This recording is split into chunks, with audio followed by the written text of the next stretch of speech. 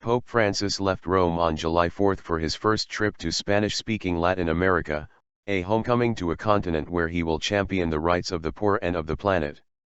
His trip to Ecuador, Bolivia, and Paraguay, three of South America's poorest and smallest countries, is Francis' first abroad since his landmark encyclical Laudato Si issued an urgent call for defense of the environment. Francis went to the Basilica of St. Mary Major on July 4 night to pray for the success of trip. He left a bouquet of flowers in the colors of the flags of the three countries. Francis visited Brazil for a youth festival in 2013, but that was to substitute for his predecessor Benedict after his sudden resignation. Because he chose the three countries himself, Vatican aides say this is the real homecoming to his native continent. He will not visit his native Argentina until next year.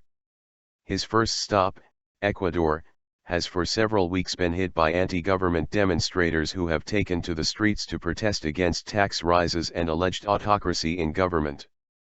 Protest leaders have called a moratorium during the duration of the Pope's visit out of respect for him.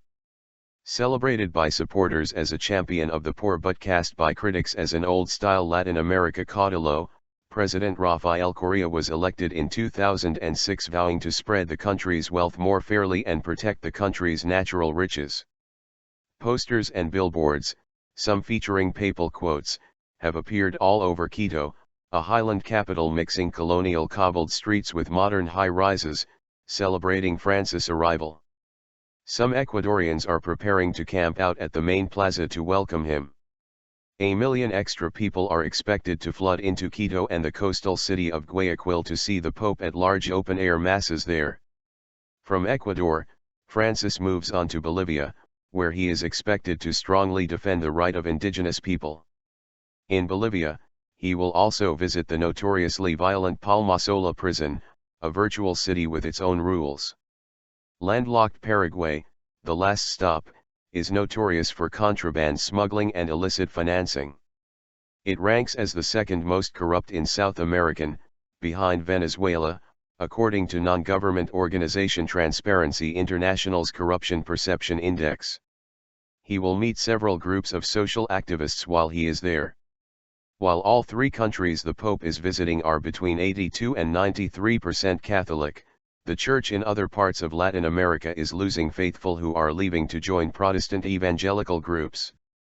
Identification with Catholicism is declining throughout the region, according to a recent study by the Pew Research Center. The Pope, however, has felt more comfortable holding dialogues with these groups than his two immediate predecessors did. He had good relations with Protestant evangelical groups when he was Archbishop of Buenos Aires. At a rally of various Christian denominations in St. Peter's Square on July 3, he said everyone should feel comfortable praying with each other.